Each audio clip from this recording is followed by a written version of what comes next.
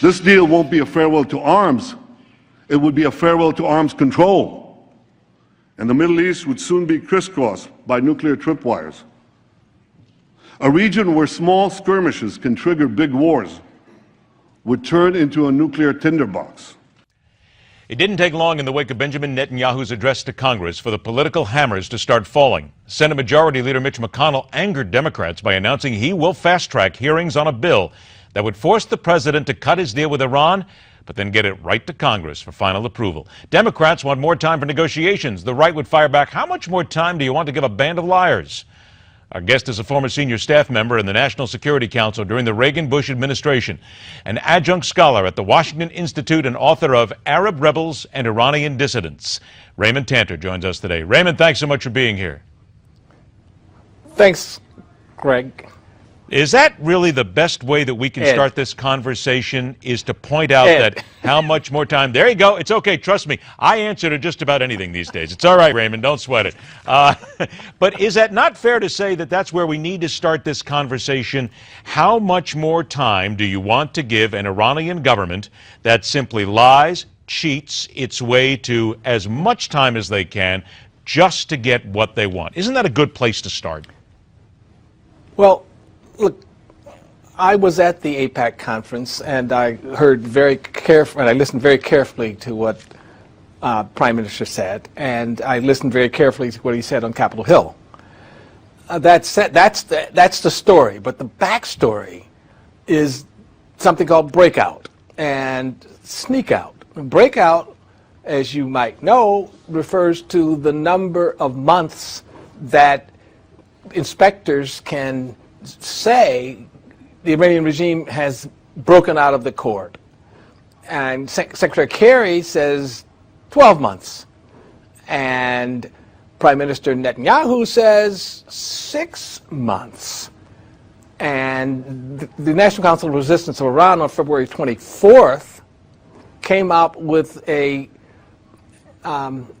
series of revelations that indicate that there are hidden in tunnels, underground bunkers, in a secret site that would allow for the kind of enrichment of the most sophisticated centrifuges, and therefore the breakout time could be close to zero, and that's why I want to talk specifically about that, Raymond. You are exactly right. We've covered that on this show before, that there is a secret parallel program going on in Iran right now. We've had those guests on the air, but we never hear about that in the mainstream media. We don't hear about that from the president. We don't hear about that from John Kerry. Why do they not bring this to the fore and make this well known that they are aware of it and they don't want to be used by the Iranian government?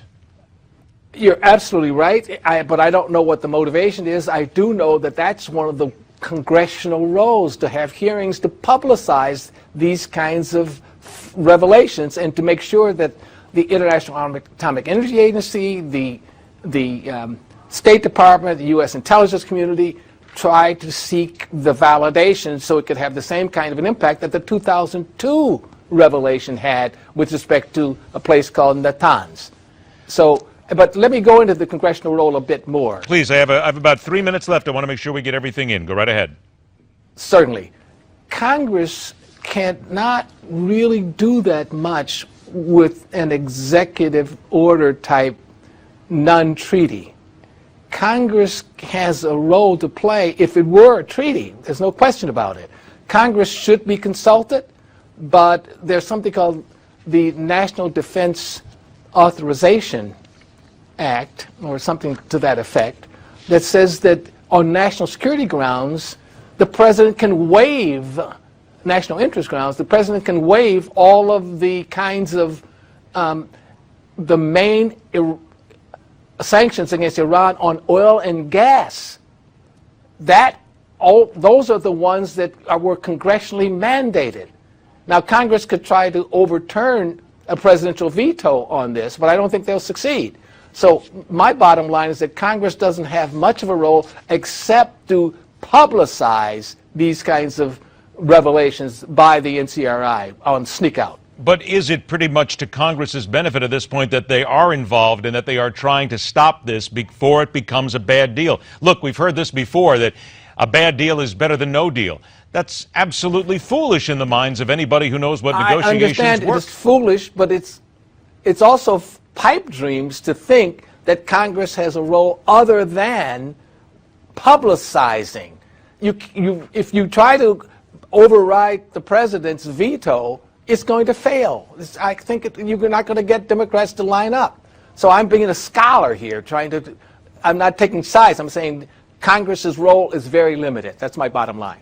As a scholar, then, and looking at what's happening here with Congress and trying to stop what they might consider a bad deal, there are people here who look at this sunset clause in this deal that the president has put in here, a 10-year sunset clause. Please excuse me for a moment, Raymond, but here we have the possibility of nuclear bombs being made, and we're telling them, oh, don't worry, 10 years. A sunset clause on nuclear proliferation?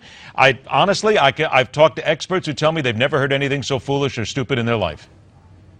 The sunset clause depends upon regime change in Iran, where more moderates come to power. But Obama has ignored the 2009 demonstrations in the street led by a combination of the Green Movement and the National Council of Resistance of Iran. He didn't give a shout out to them. He ignored them and played footsie with the regime. That's a mistake. Did Benjamin Netanyahu really accomplish anything then other than angering a tremendous amount of Democrats?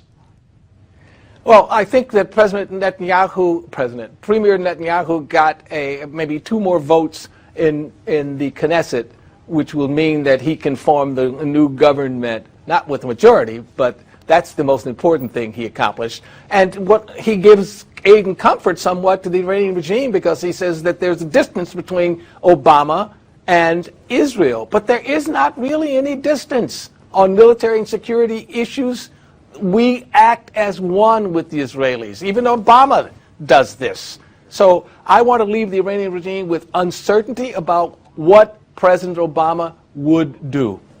Not a bad idea. And by the way, if I called him President Netanyahu, then I apologize as well, because I may have just given him a promotion that would not certainly fit in the prime minister area for the Israeli government. Raymond Tanter, I want to thank you so much for taking the time to join us. I'll look forward to the next time we speak. Thank you, Ed. My pleasure. Take care. All right, coming up next, there is a glut in America. We got too much. We have so much of it, as a matter of fact, we can't put it anywhere. And as a matter of fact, it's going to have something to do with your pocketbook. But remember, we can't put it anywhere. We have too much. No, we're not talking about buttered popcorn. Much more coming up.